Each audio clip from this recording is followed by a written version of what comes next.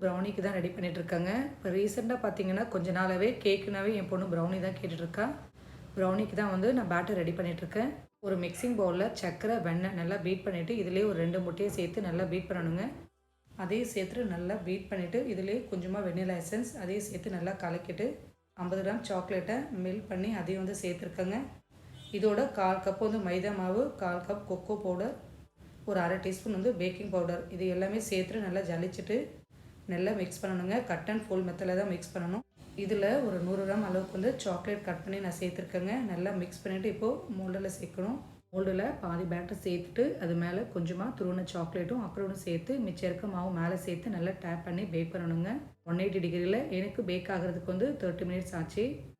லைட்டாக நாம் ஷேக் பண்ணவே வந்து சாக்லேட் வந்து மெல்டடாக இருக்குங்க. ஷேக் ஆகுது பாருங்கள்.